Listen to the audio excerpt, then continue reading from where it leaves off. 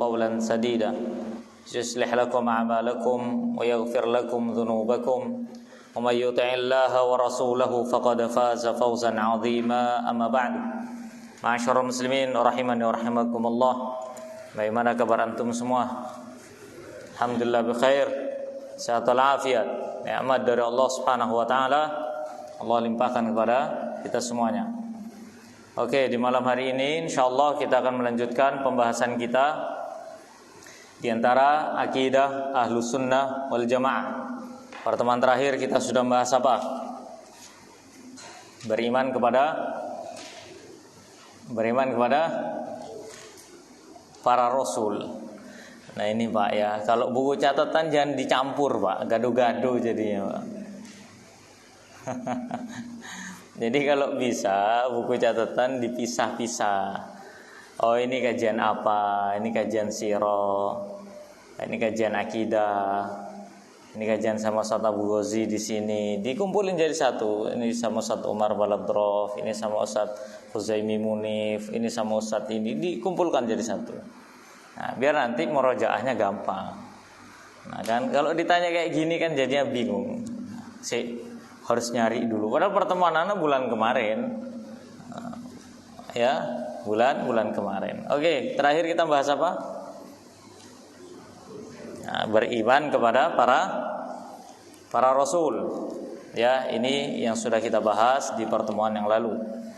Artinya seorang mukmin yang berkeyakinan Ahlus Sunnah wal Jamaah tidak membeda-bedakan para nabi dan rasul. Semuanya diimani dengan keimanan yang sempurna sesuai dengan apa yang telah Allah Subhanahu wa taala dan Nabi sallallahu alaihi wasallam perintahkan. La nufarriqu baina ahadin mir rusuli. Kita tidak membeda-bedakan di antara para rasul seorang pun. Semua mereka adalah rasul utusan Allah Subhanahu wa taala. Kemudian di antara keyakinan Ahlus Sunnah wal Jamaah dalam masalah iman adalah al-imanu bil yaumil akhir, yaitu beriman kepada Allah Subhanahu wa taala dan beriman adanya hari akhir, yaitu hari kiamat. Yani at-tasdiqu bi kulli ma yakunu ba'dal maut, yaitu membenarkan segala sesuatu yang akan terjadi setelah kematian. Jadi hidup manusia itu ada terminalnya, Pak. Kita ini kan hidup pertama, manusia itu kan tercipta oleh Allah Subhanahu wa taala, diciptakan oleh Allah dalam rahim ibunya. Maka itu disebut dan alam al-azali. Alamul azali, yaitu alam yang tidak tampak dalam rahim. Ya, dia tertutup oleh lapisan perut seorang ibu disebut dengan janin. Nah, di saat itu manusia Allah berikan ruh kepadanya. Baru kemudian masanya tiba ia keluar masuk ke alam yang kedua, yaitu alam dunia. Nah, setelah kehidupan dunia akan masuk alam yang ketiga, yaitu alamul kubur atau alamu al-barzakh, yaitu alam barzakh. Ya, yaitu kubur. Manusia akan diwafatkan oleh Allah Subhanahu wa taala dan manusia akan masuk ke dalam kubur. Manusia akan merasakan kematian. Dan Allah Subhanahu wa taala berfirman, kullu nafsin dha'iqatul maut, setiap jiwa pasti merasakan mati. Yani segala hal yang memiliki jiwa, segala hal yang memiliki ruh pasti akan wafat. Ya, tidak ada yang tidak akan wafat. Bahkan semuanya kelak di hadapan Allah Subhanahu wa taala di hari kiamat pada saat sangkakala pertama, tidak ada yang tersisa kecuali Allah Subhanahu wa taala saja. Wa yabqa wajhu rabbika dzul jalali wal ikram. Dan maha kekal, dan kekallah wajah Allah sang pemilik keagungan dan kemuliaan. Maka setelah kematian akan ada kehidupan, yaitu hari kebangkitan. Hari di mana manusia akan dibangkitkan kembali oleh Allah Subhanahu wa taala. Dan Allah Subhanahu wa taala telah menyampaikan hal itu dalam banyak ayat di dalam Al-Qur'an. mimma akhbarallahu bihi wa rasuluhu min adzabil qabri wa na'imihi. Dan Allah telah mengabarkan serta Rasulullah sudah mengabarkan itu. Jadi manusia itu dalam masalah beriman kepada yaumil akhir itu ada beberapa sekte ya. Yang pertama adalah yang beriman kepada Allah Subhanahu wa taala. Beriman kepada Allah dengan sepenuh hati, meyakini apa yang Allah dan Rasulnya sampaikan, tidak ada sedikit pun keraguan, karena keimanan dan hati yang berbicara. Ini sekte yang pertama ini, dan ini adalah golongan yang selamat. Golongan yang pertama adalah golongan yang selamat, yaitu orang yang meyakini adanya hari kiamat, huru-hara alamatnya, tanda-tanda hari kiamat besar ataupun kecil, kemudian hal-hal yang akan terjadi di hari kiamat, perkara-perkara yang muncul kelak pada hari kiamat, baik di permulaan hari kiamat itu ataupun surga neraka segala macam, maka itu semua yang diyakini oleh seorang muslim sejati. Dan ini disebut dengan ahlus sunnah wal jamaah. Kemudian golongan yang kedua adalah golongan yang mengingkari sebagian, menetapkan sebagian. Paham ya maksudnya di sini ya? Dia mengingkari adanya hari kiamat, dia menetapkan adanya hari kiamat, akan tapi dia mengingkari apa? Timbangan contohnya. Dia mengingkari apa? Mengingkari buku catatan yang akan diberikan kepada hamba. Maka diingkari. Maka orang seperti ini meskipun dia meyakini adanya hari kiamat, akan tapi dia mengingkari bagian dari item-itemnya hari kiamat, maka ditakutkan dia keluar dari Islam. Karena apabila dia mengingkari satu item pada hari kiamat tersebut, semama saya meyakini hari kiamat, tapi nggak ada nanti sirat itu nggak ada gitu loh, maka dia kufur. Kenapa? Karena Allah Subhanahu wa taala menyampaikan dan menetapkan penyebutan hari kiamat di dalam Al-Qur'an, dan Nabi sallallahu alaihi wasallam menyampaikan dalam hadisnya hari kiamat plus item-item yang berkaitan dengannya. Surga, neraka, mizan, apalagi sirat, segala macam. Maka semuanya telah Allah dan Rasulnya tetapkan. Maka barang siapa yang menafikan apa yang telah Allah Subhanahu wa taala dan Rasulnya tetapkan, maka hakikatnya ia adalah orang yang ingkar. Kemudian yang ketiga, golongan yang ketiga, ini adalah orang yang kafir. Ya, orang yang mungkar, orang yang kufur kepada Allah dan hari kiamat. Ia tidak percaya sama sekali adanya hari kiamat. Sama sekali. Adanya saja tidak dipercaya, ia ingkari, apalagi item-itemnya. Ya, apalagi item-itemnya. Makanya dalam banyak ayat Al-Qur'an Allah Subhanahu wa taala menyebutkan hari kiamat agar supaya menancapkan keyakinan pada hati seorang mukmin. Dan Allah Subhanahu wa taala membantah setiap keyakinan-keyakinan yang mengingkari adanya hari kiamat. Ya. Kemudian Allah tetapkan di antara perkara yaumil akhir adalah azabil qabr, yaitu azab kubur, wa na'imihi, dan nikmat kubur. Dalam sebuah hadis yang panjang Nabi sallallahu alaihi wasallam bersabda tentang proses tercabutnya nyawa.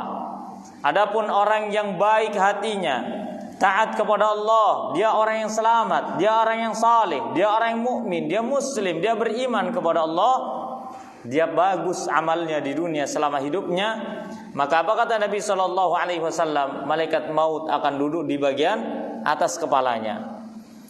Kemudian malaikat maut akan mengatakan ukhruji ila rabbiki radiyatan mardiyah. Keluarlah engkau menuju keridhaan Rabbmu dan engkau pasti sudah diridhoi.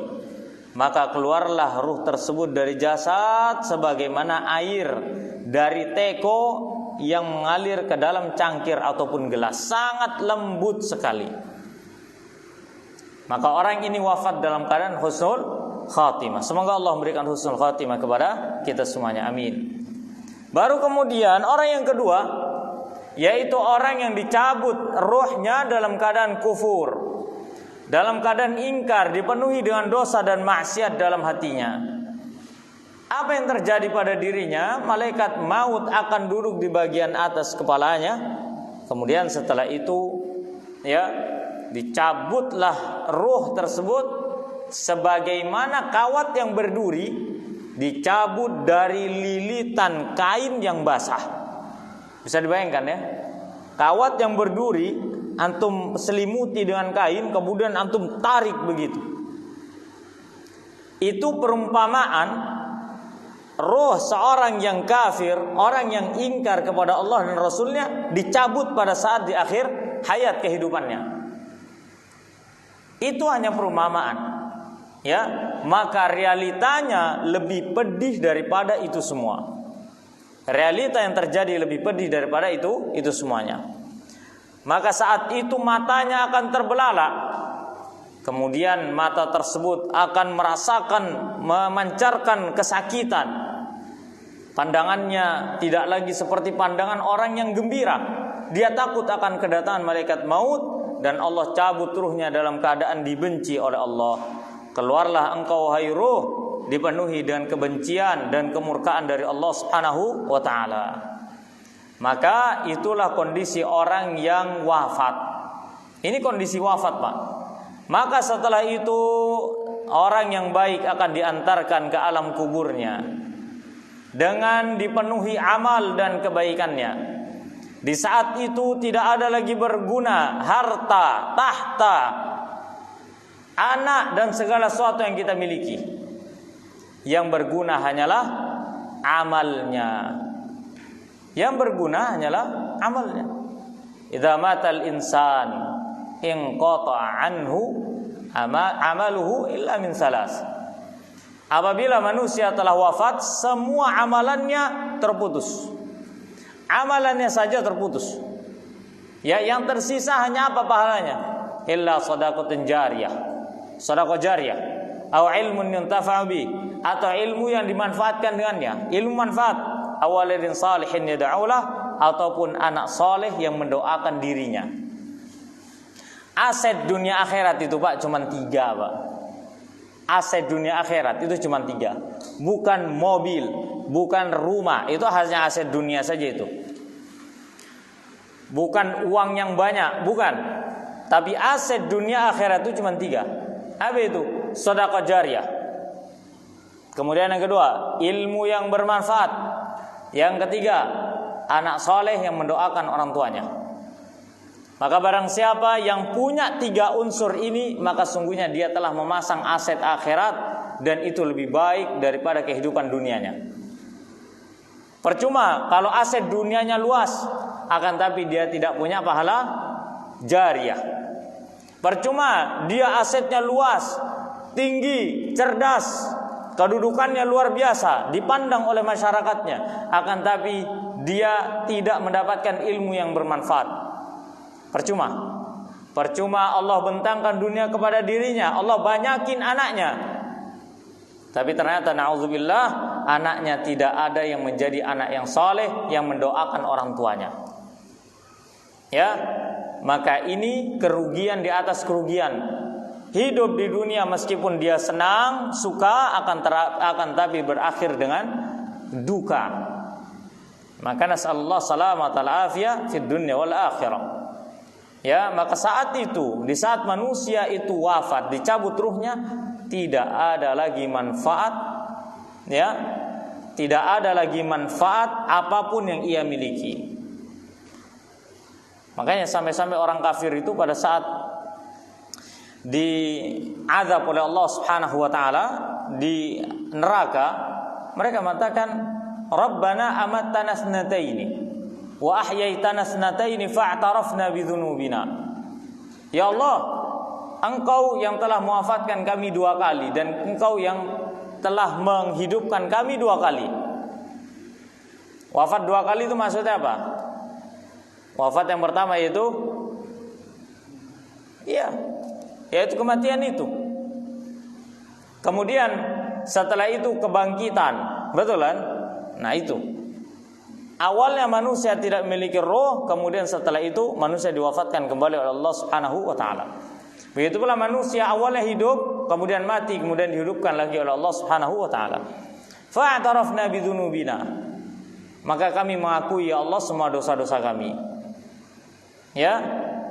Makanya fa'al ila maraddim min sabil. Apakah tidak ada jalan keluar dari neraka ini, ya Allah? Mereka mengatakan demikian. Kenapa? Karena mereka meyakini saat itu dan menyesali apa yang mereka perbuat. Tidak ada lagi manfaat harta dan anak-anak di saat seorang telah masuk ke dalam kuburnya. Kecuali 3 hal tadi yang kita sebutkan. Harta yang bermanfaat yaitu harta jariyah, kemudian ilmu yang bermanfaat, kemudian anak yang mendoakan. Oleh karenanya jangan sampai kita wafat kecuali kita sudah punya tabungan pahala, minimal pahala jariyah. Kecil tidak masalah, yang penting kita wafat dalam keadaan punya pahala jariyah. Bagaimana Ustaz contohnya? Banyak. Bangun masjid, renovasi masjid, antum nyumbang, ya, ini pahala jariyah. Selama masjid ini digunakan, maka antum mendapatkan dosanya. Baik antum sudah wafat ataupun antum masih hidup. Ya.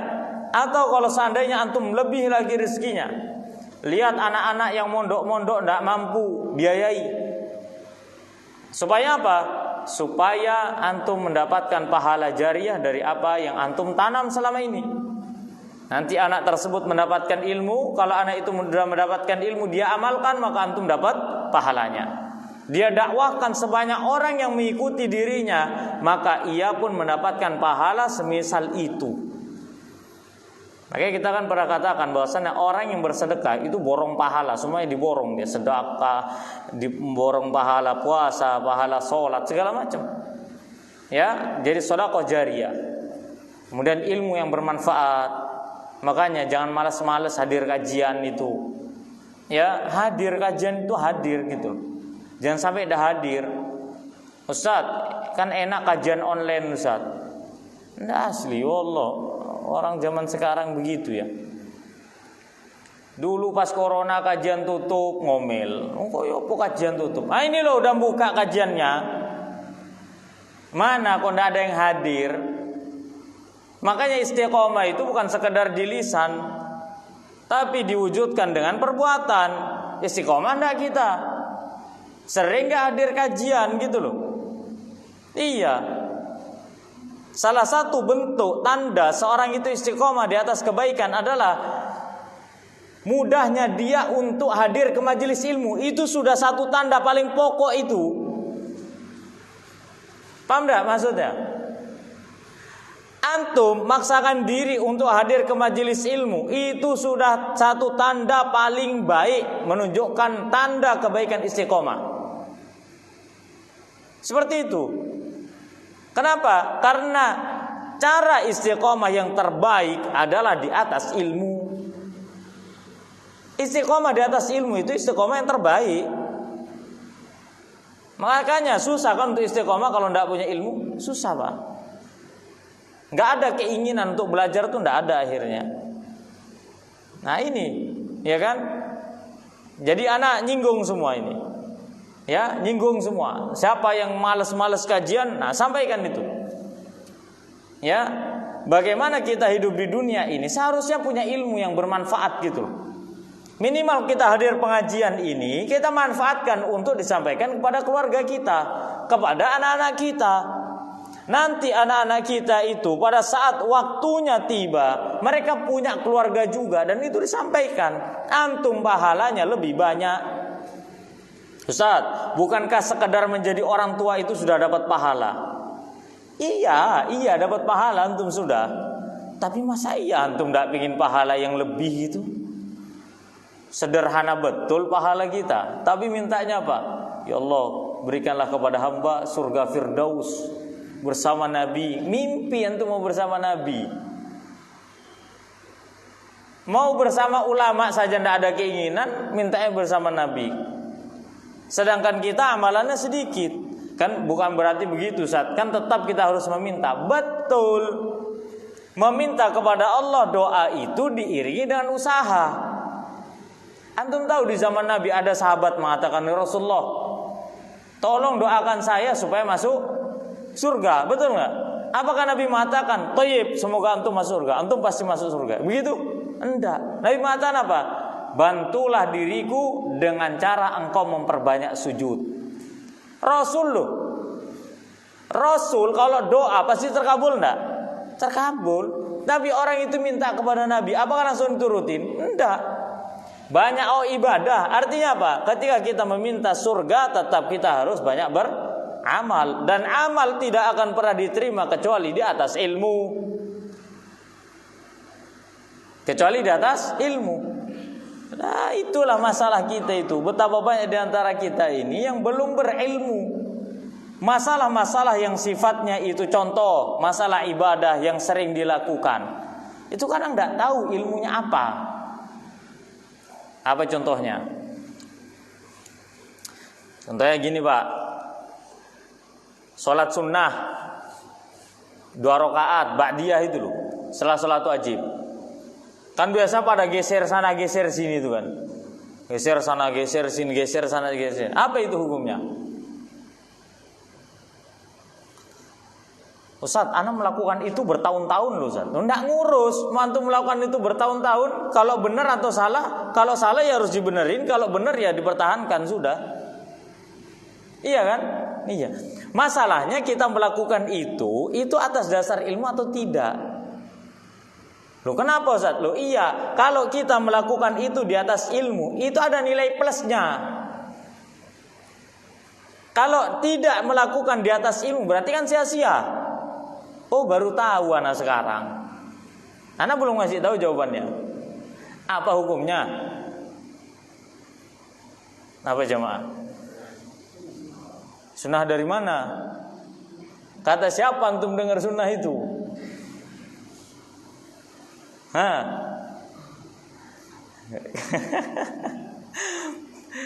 Iya. Kenapa? Yang jenengan dengar sunnah ya Pak ya? Iya. Iya makanya kata siapa Pak? Oh dalam beberapa kajian, Masya Allah. Oke, apa hukumnya perbuatan itu? Itu merupakan perbuatan sunnah yang boleh-boleh saja. Paham enggak maksudnya? Sunnah, tapi enggak sampai muakkadah. Jadi jangan antum wajibkan untuk diri antum gitu loh. Ini kan kadang maksa orang. Ayo Bang Ari tuker. Maksa amat perasaan. Tidak boleh seperti itu. Ustaz kalau antar hodin minhum, kalau saling ridho Ustaz, oke kalau saling ridho. Betul kan? Masalahnya orang kadang kalau habis Jumatan apalagi, orang lagi zikir, dicolek-coleknya dia. Ayo tukeran gitu. Orang itu masih pengen zikir Pak. Enggak usah maksa. Sampean berdiri di tempat sholat sampean, sholat 2 rakaat itu loh sah, boleh. Karena apa? Karena Nabi Sallallahu Alaihi Wasallam mengatakan apa? Boleh kalian bergeser walaupun hanya 1 jengkal. Sejengkal semana sih sejengkal? Kan gitu kan? Iya sejengkal cuma segini, sekelan Pak. Gitu loh, cuma segini aja. Artinya apa? Para ulama mengatakan ini menunjukkan sunnah yang boleh, bukan sunnah muakkadah. Jadi jangan sampai kita menganggap itu wajib. Loh kan Ustaz, kalau melakukannya di atas semangat gimana Ustaz? Ya semoga Allah memberikan pahala atas semangat kita ya. Tapi nggak boleh tetap, karena itu dapat merubah hukum untuk diri kita. Nah, karena kita menganggap itu harus, akhirnya tanpa kita sadari kita mengganggu orang yang ada di sebelahnya. Ayo akhi, tukeran dulu akhi gitu. Orang pengen zikir Pak, biarin dulu Pak. Kalau enggak sampean dari depan contohnya cari tempat yang kosong dimanapun, sampean sholat di situ. Nah ini harus diketahui. Oh, kan berarti tetap Ustaz sunnah, benar sunnah, betul Pak Hafid, sunnah Pak Hafid. Betul. Tapi jangan sampai dilakukan seperti halnya itu suatu kewajiban. Nah, contoh lagi. Apa hukum lewat depannya orang sholat? Hukumnya apa? Nah, haram. Depannya orang sholat loh kita lewat gitu. Hukumnya apa? Rusak sholatnya, dosa, oke. Hukumnya haram, dosa. Tapi batasannya sampai mana? batasnya tempat sujud. Oke, kalau antum sutro ya sutro. Sudah, sama antum ya, sholat di mana? Sajadah rakaat ketiga nih kan. Terus ada orang di rakaat kedua, pergi dia. Nah, takmir lewat di depan karena mau benerin mic gitu. Antum gini. Nggak boleh. Karena apa? Karena lebih dari tempat sujud antum. Jadi daerah kuasaan antum cuma sampai ujung kepala tempat sujud nih loh, udah. Depannya bukan. Nah, kita terkadang yang sholat memandang itu salah loh, kan ngawur ngigi, liwat-liwat. Nggak apa-apa, kalau yang penting bukan di tempat sujud. Para ulama mengatakan apa? Hanya sebatas panjang tangan kita. Ya sudah, segini aja gitu loh.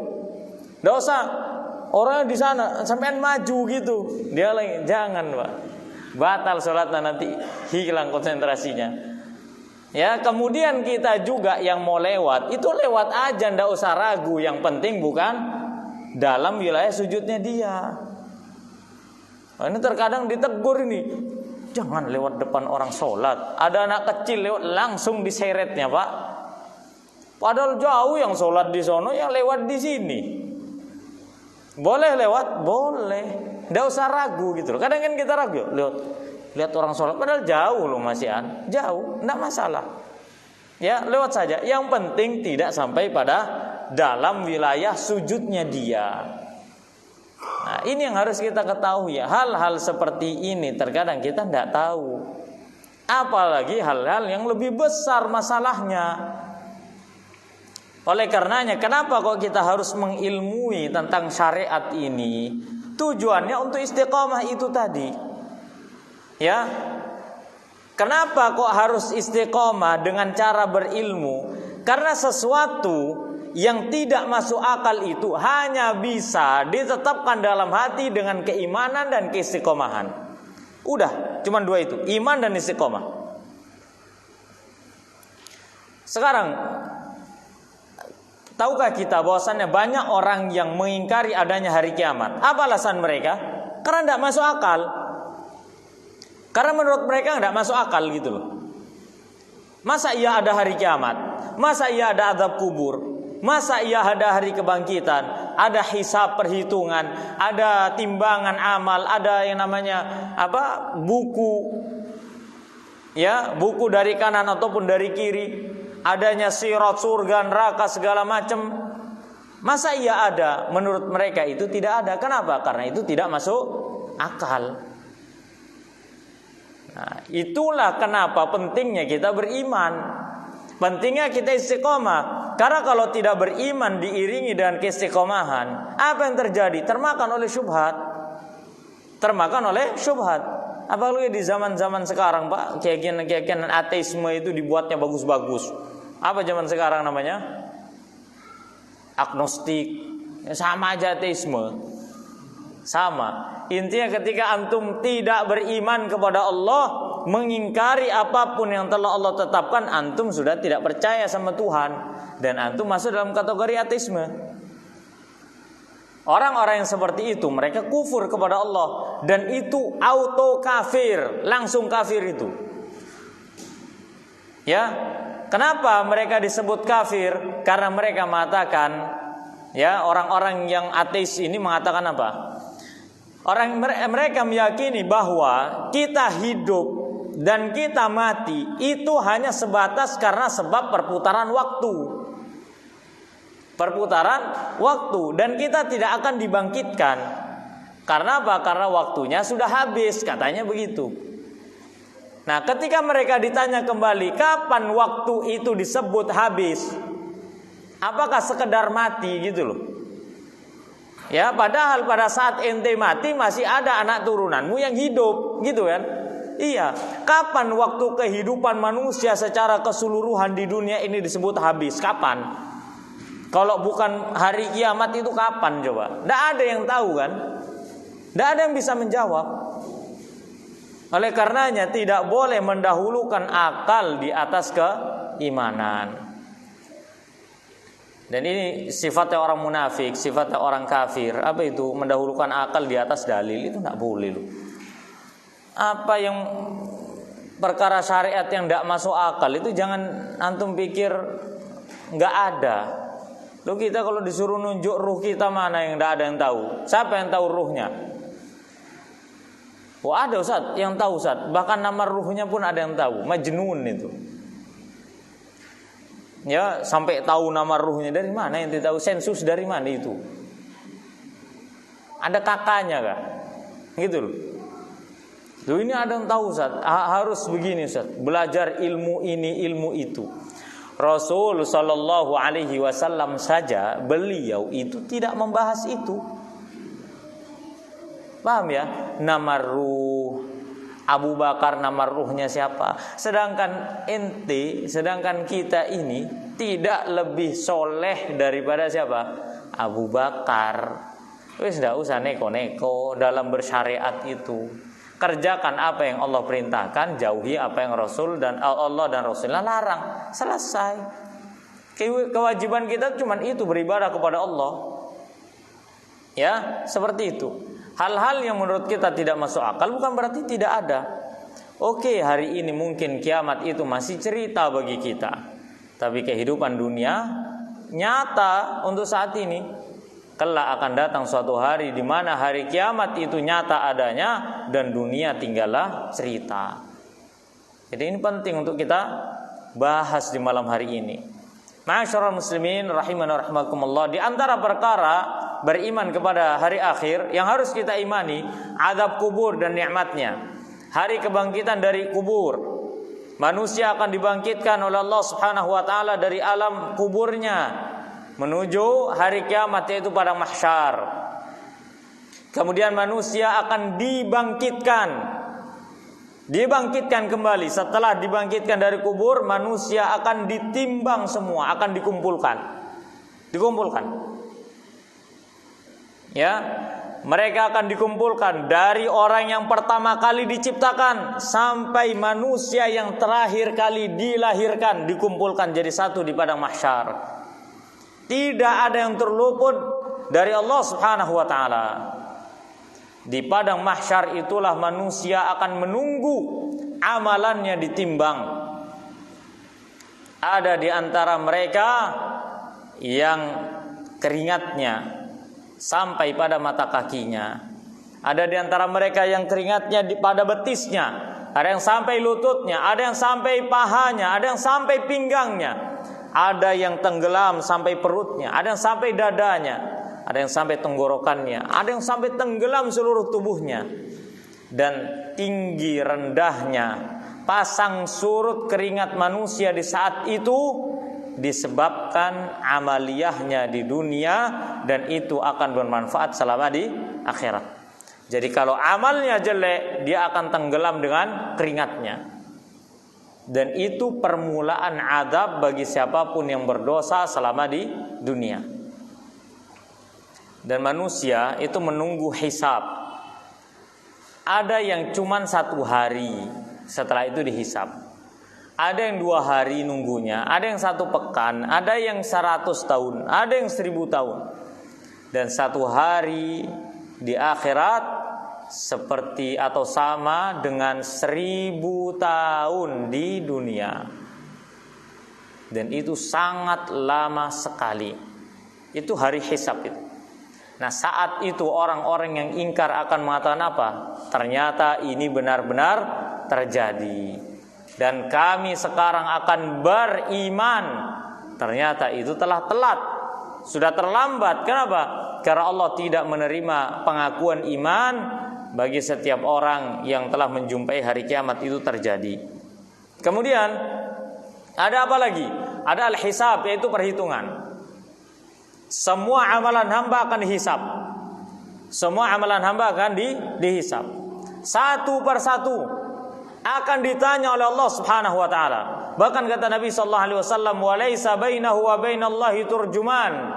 Maka tidak ada antara hamba dengan Allah, yaitu seorang penterjemah, dada. Allah langsung berbicara kepadanya dan ia pun akan menjawab apa yang Allah tanyakan kepada dirinya. Ini kurang 5 menit lagi ya. Ya, Allah akan bertanya pada dirinya dan ia pun akan menjawab. Akan terjadi dialog di situ. Walaisa bainahu wa bainallahi turjuman. Tidak ada yang namanya penterjemah. Allah akan mengatakan, si fulan, engkau telah melakukan ini dan itu dunia. Apakah benar? Dia mengatakan, iya ya Allah. Apa engkau melakukan ini dan itu dunia? Iya ya Allah. Sampai pada suatu ketika Nabi SAW bersabda tentang hadis bitaqah. Apa hadis bitaqah? Hadis kartu. Ada seorang hamba diinterogasi oleh Allah Subhanahu wa taala pada hari hisab. Semua perkaranya ditanya. Dan setiap satu pertanyaan itu akan terwujud dalam bentuk kartu catatan keburukan.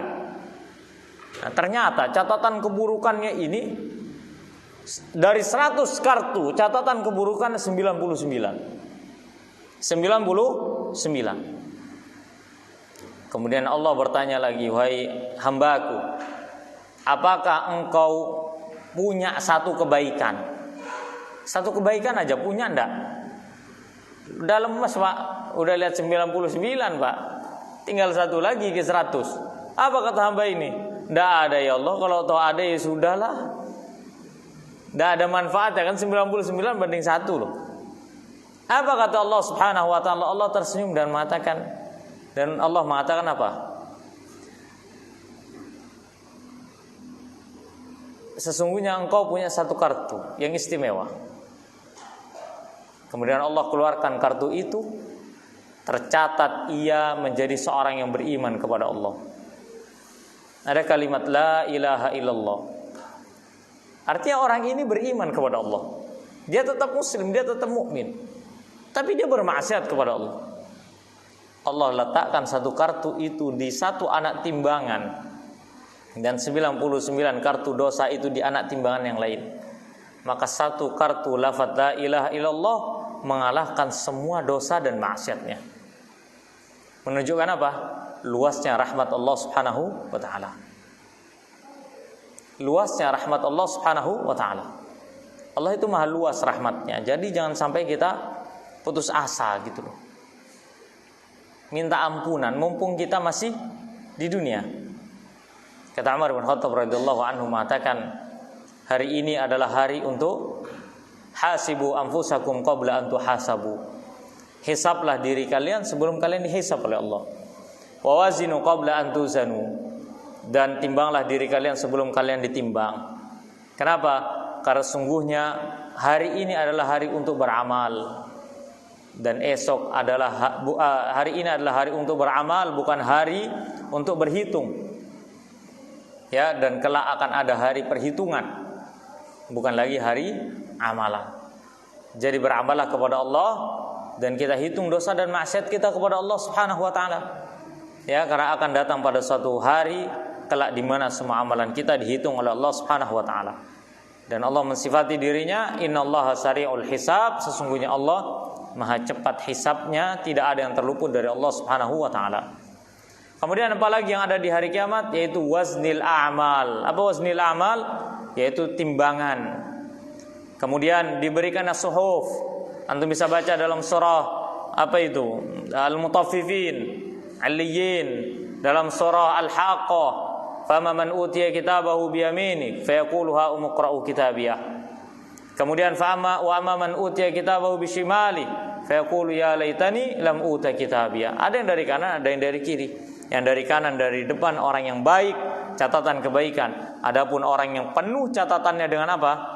Keburukan, maka diterima dari kiri dan dari kanan, dari kiri dan dari belakang. Dan itu yang menentukan dia selamat atau tidak. Ya, kemudian ada sirat. Apa sirat? Itu jembatan. Ya, yang melewati, yang berada melewati atasnya neraka. Siapa yang enggak sukses lewat sirat itu, dia pasti akan apa? Masuk ke dalam neraka. Sirat itu lebih tipis daripada rambut yang dibagi 7. Rambut yang dibelah jadi 7, maka sirat seperti itu. Lebih tajam daripada pedang. Lebih kecil daripada rambut yang dibagi 7, sirat itu lebih tajam daripada pedang. Baik, sudah waktunya Isya apa belum ini? Belum ya, kurang berapa? Semenit. Kemudian itu sirat. Nah, kemudian ada lagi setelah sirat itu namanya Al-Qantoroh. Tahu Qantoroh ya? Qantoroh itu jadi orang setelah masuk sirat, lolos dari sirat, nggak langsung masuk surga, Pak. Nggak langsung. Masih ada nama tempat namanya Qantoroh. Qantoroh itu adalah suatu tempat yang mana tempat itu menjadi tempat pembalasan. Pembalasan kezaliman semuanya dibayar di Qantoroh itu. Orang yang zalim menzalimi saudaranya, di saat itu dia akan dibalas kezalimannya. Bahkan kata Nabi sallallahu alaihi wasallam, sampai-sampai kambing yang dulu bertanduk menanduk kambing yang tidak bertanduk di dunia, maka saat itu dia akan dibalas pun dengan cara tandukan juga. Allah tumbuhkan tanduk bagi kambing yang dulu tidak punya tanduk, kemudian Allah hendaki mereka untuk membalas amalnya. Ini kambing, Pak. Cuman kalau hewan itu setelah mereka membalas apa yang mereka perbuat mendapatkan balasan, mereka dihancurkan oleh Allah, diwafatkan, kemudian mereka menjadi tanah. Dan orang yang kafir setelah mereka dibalas, mereka dimasukkan ke dalam neraka. Oleh karena mereka mengatakan apa? Ya laitani kuntu turaba. Seandainya aku menjadi tanah saja, tidak dibangkitkan oleh Allah Subhanahu wa taala dalam keadaan menjadi manusia. Baik, waktu salat Isya sudah tiba, silakan adzan dulu. Wallahu a'lam bissawab.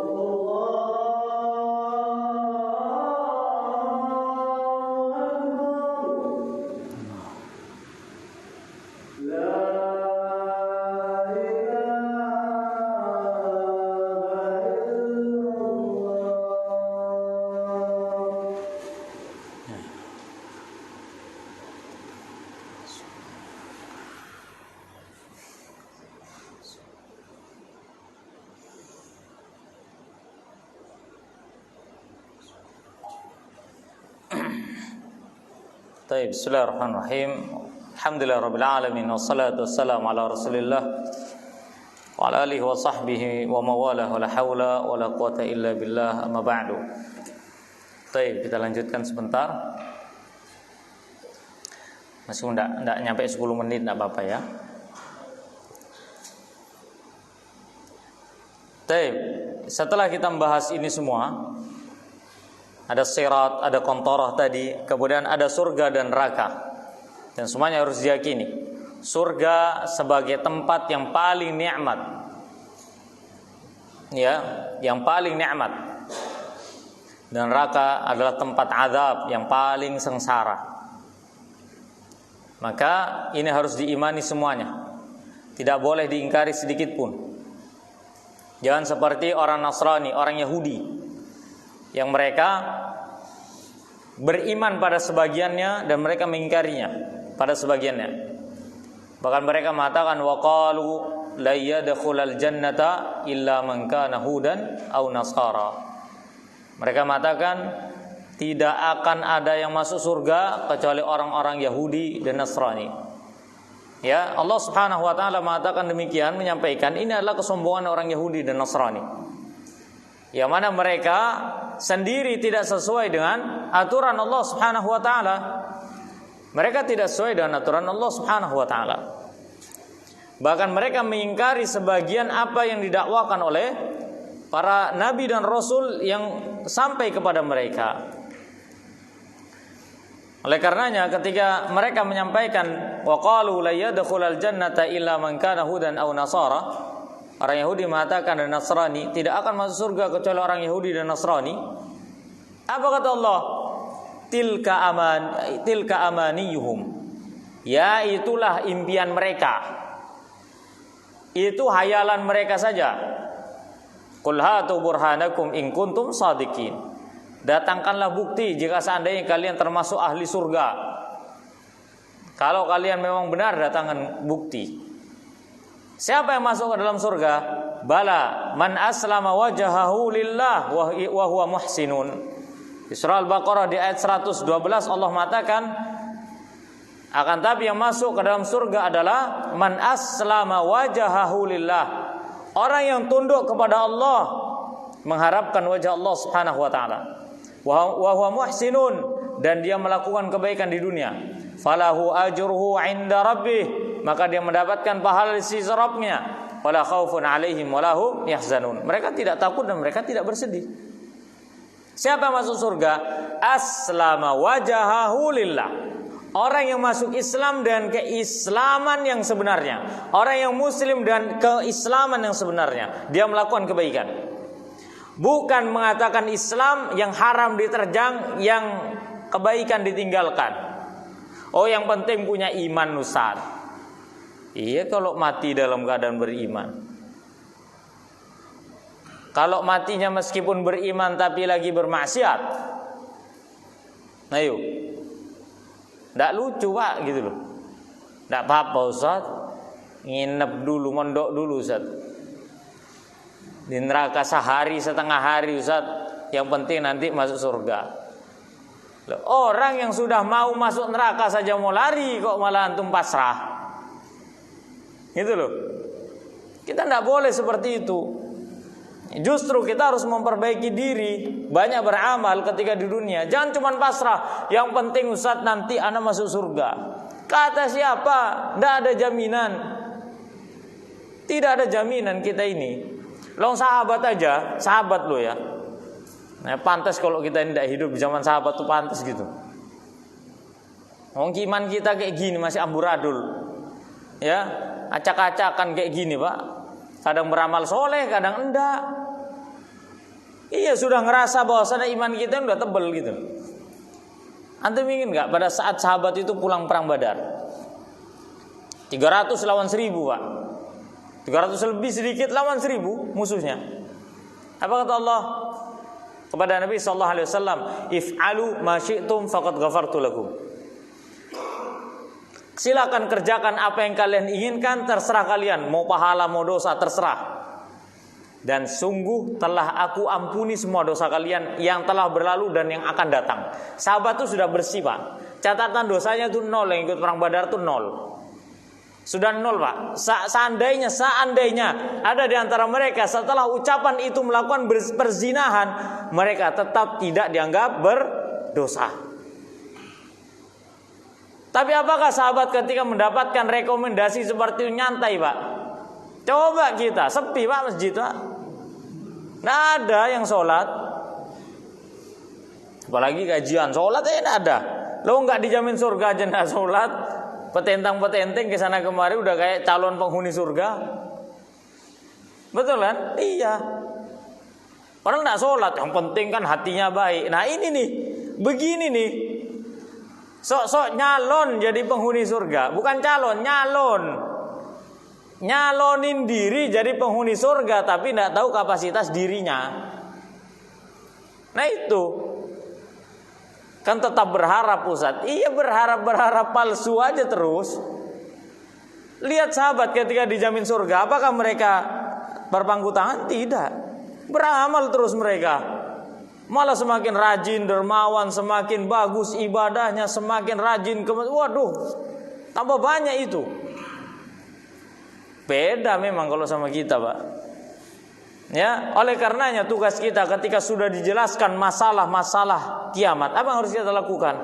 Bersiap diri untuk menghadapi hari kiamat. Gimana caranya? Banyakin beramal soleh. Tinggalkan amalan keburukan, taubat kepada Allah, perbanyak amalan soleh. Bukan malah meramal, Pak. Diramalnya nanti akan terjadi hari kiamat. Saksikan, nanti kayak tabligh akbar. Kiamat itu bukan tabligh akbar, enggak usah pakai pengumuman. Tidak ada pengumuman kiamat kapan terjadi. Pokoknya yang tahu semuanya adalah Allah Subhanahu wa taala. Ya udah. Datang seorang laki-laki kepada Nabi sallallahu alaihi wasallam, "Ya Rasulullah, mata sa'ah?" "Ya Rasulullah, kapan kiamat?" Laki-laki nanya ke Nabi, "Kapan kiamat?" Apa kata Nabi? "Wa ma adattalaha." Kau ente nanya kiamat, apa yang sudah engkau siapkan untuk ngadepin kiamat? Orang ini mengatakan, "Saya beramal soleh dan saya mencintai Allah dan Rasulnya." Apa kata Nabi sallallahu alaihi wasallam? "Anta ma'aman ahabbta." Engkau akan berkumpul bersama orang yang kau cintai. Anas bin Malik yang mendengar ucapan Nabi mengatakan, tidak ada yang lebih menggembirakan aku kecuali setelah keislamanku dan kabar bahwasannya aku mencintai Allah dan Rasulnya. Semoga aku termasuk bagian dari mereka. Mencintai Allah dan Rasulnya otomatis harus mengikuti syariatnya. Ya, beramal soleh, memperbagus amal, bertobat kepada Allah, tinggalkan semua dosa-dosa dan maksiat. Wallahu a'lam bishawab. Subhanakallahumma rabbana bihamdika, asyhadu an la ilaha illa anta, astaghfiruka wa atubu ilaik. Wassalamualaikum warahmatullahi wabarakatuh.